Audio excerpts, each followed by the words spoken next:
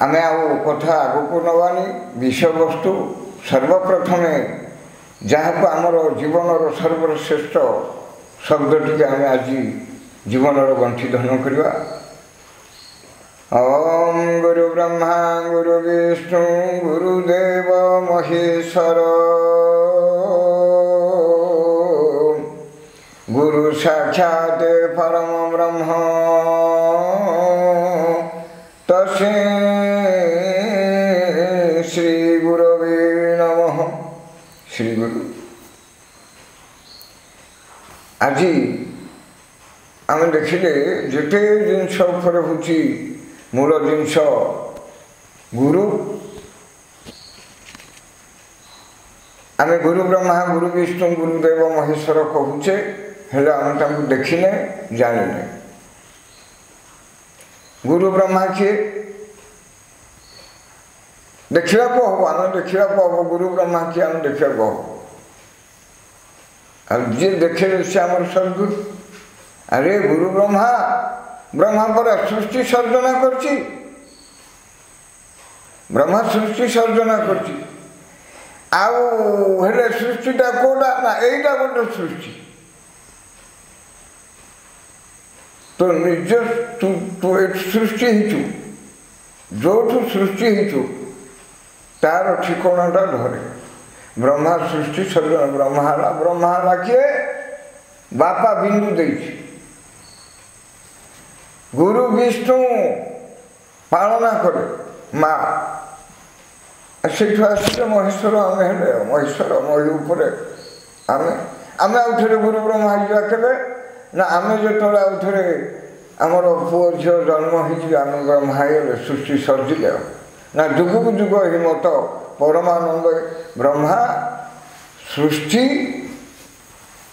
एणु आम कहचे जे अरे बाबू यही धर्म जो धर्म तू कर अच्छी तू मनुष्य बहुत जन्म तू बहुत जाना जीवन में पाइचु एणु सर्वप्रथम किसी जदि पावरफुल होगा जाऊँ बापार पाद धूली आ मार पणत कानी ए दुईटा जदि तोते साह पक्ष हे तोर असुविधा कि पिता माता को तो केबे न दंडीबू तोर इष्ट देव से ही तांको आशीर्वाद तो परे रहिले विघ्न न घटिबो काहे जीवन रे दुख आसीबनी हेले आमे तांके तो हमको सब देई चली ना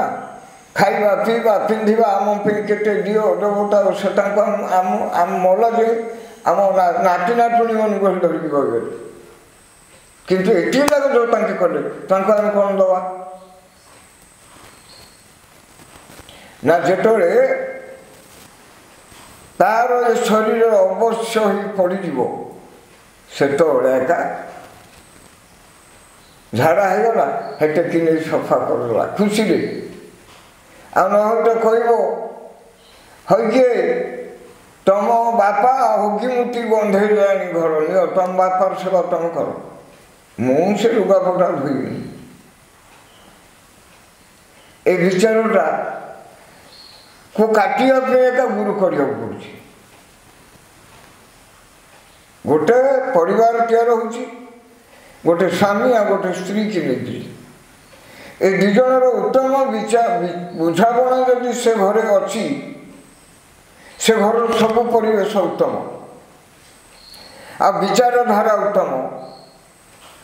ए शरीर समस्त प्रकार चेष्टा उत्तम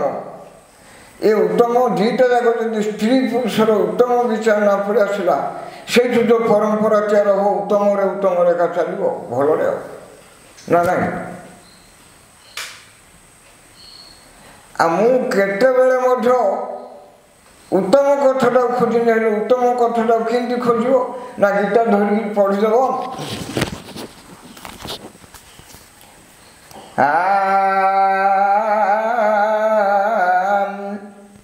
जय जय नृसिंह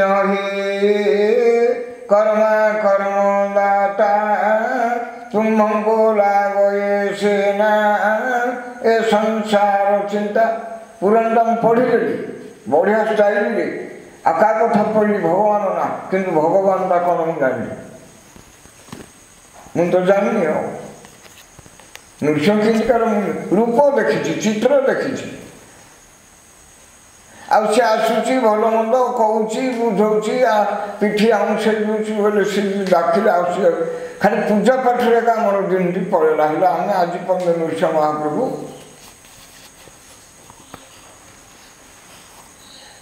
ନୃସିଂହଙ୍କର ନାଁ କ'ଣ ନା ନରସିଂହ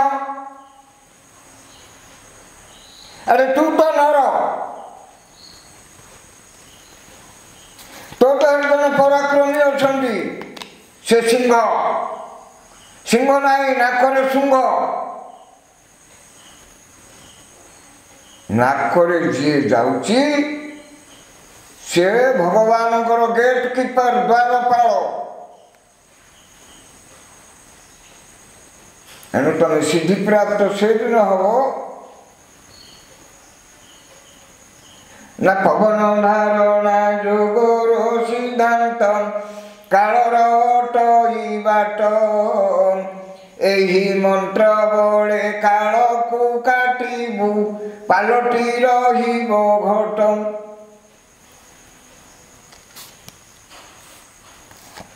ଗୁରୁ ପାଖକୁ ଗୋଟେ ଲୋକ ପହଞ୍ଚି ଯାଉଛି କ'ଣ ପାଇଁ ନା ଧନ ସମ୍ପତ୍ତି କୋଠା ବାଡ଼ିରେ ଥିଲେ ମଧ୍ୟ ତା ଆତ୍ମା ଶାନ୍ତି ପାଉନି ପୁରା ଶାନ୍ତି ପାଉନି ଆଉ ଖାଲି ହିସାବ କିତାବ ଟେନସନ ଏ ଟେନସନରୁ ମୁକୁଳିବା ପାଇଁ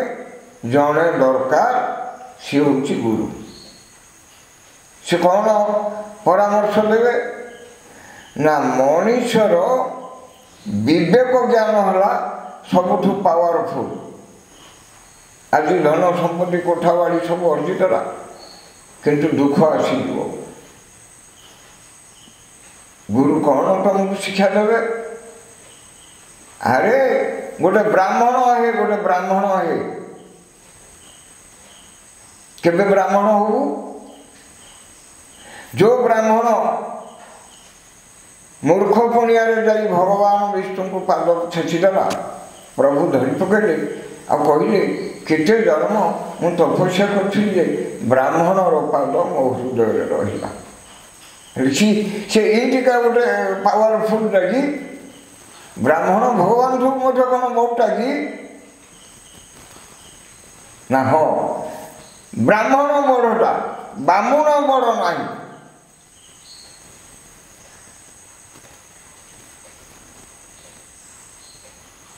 ଗୋସାଣୀ ବଡ଼ ବିପ୍ର ବଡ଼ ନାହିଁ ଏଣୁ ସେ ବ୍ରାହ୍ମଣ ଆଉ ଭଗବାନଙ୍କୁ ଆଶୀର୍ବାଦ ଦେଲା ଆଉ ଭଗବାନଙ୍କୁ ଆଶୀର୍ବାଦ ଦରକାର ଥିଲା ଯିଏକି ବ୍ରହ୍ମର ସାନ୍ନିଧ୍ୟ ଲାଭ କରିଛି ଯିଏ ବ୍ରହ୍ମର ପୁଙ୍ଖାନୁପୁଙ୍ଖ ତତ୍ତ୍ୱଦର୍ଶୀ ହେଇଛି ବ୍ରହ୍ମ ଉପରେ ଯେ ବ୍ରହ୍ମକୁ ଯେ ସମ୍ପୂର୍ଣ୍ଣ ରୂପରେ ଡିଗ୍ରୀ କରିଛି ସେ ଲୋକଟା ଥିଲା ଆଉ ଏତେ ପଣ୍ଡିତ ଥିଲେ କାହିଁ ଆଉ କିଏ ମାରିଲେନି ଏତେ ବ୍ରାହ୍ମଣ ଥିଲେ ଆଉ କିଏ ମାରିଲେନି ନା ଭଗବାନ ଯୋଗାସନରେ ତପସ୍ୟା କରୁଥିଲେ ମୋର ହୃଦୟରେ କାହାର ପାଦ ବାଜିବ ତା ଅର୍ଥାତ ନିୟମ ଦେଖିଲେ ସେ ବ୍ରାହ୍ମଣ ଥିଲା ଆଚ୍ଛା କ'ଣ କରୁଥିଲା ସେ ପ୍ରତିଦିନ ନା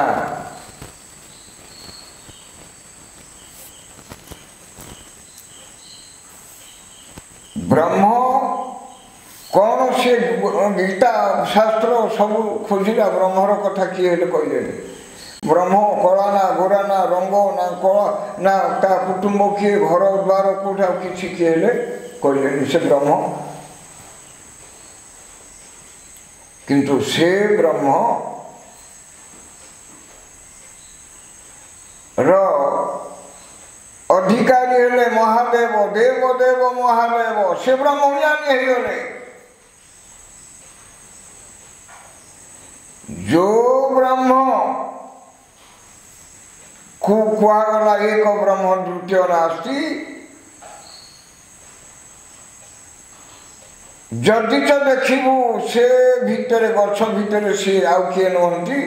द्वितीय नास्ति आउ किए नुहति कीट तरु तृण उड़ा बुड़ा स्थल निश्चल ए जीव जगतर जेते जीव अछंती सेमाने सब ब्रह्म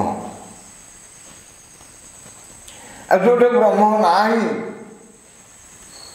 सेठी जीवन नाही जीव नाही एणु गुरु पूर्णानंद गोटे पद बटई देते बहुत सुंदर भाव में गुरु पूर्णानंद पूर्णानंद प्राप्त होती जो से कहते मत पूजा कर कहून किंतु से समस्त पूजा करते पूर्णानंद लेखि कहते परम पूजन आपण आत्मा को केबे न कर प्रशंसा सर्वघटे प्रभु छंती न बहिबु हिंसा गुरु पूर्णानंद कहते सचराचर जीवन को मोहर जनान प्रसन्न होइब मते सर्वगुरुजन सर्वघटे विजय करी अचएबे हरि काहाकु को बुद्धि देई भगवच तारी काहाकु को बुद्धि हेले वर्तमान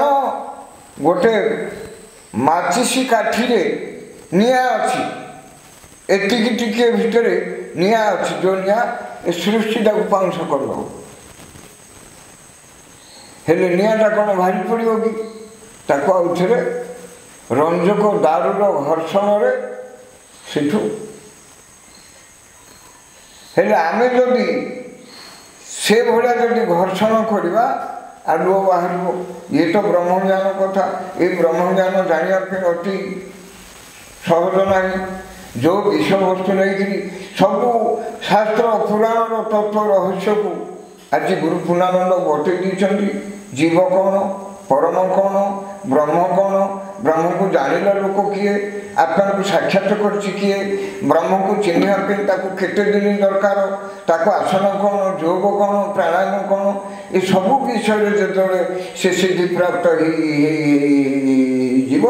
से हम से ब्रह्म जानाते ब्राह्मण ओम श्री।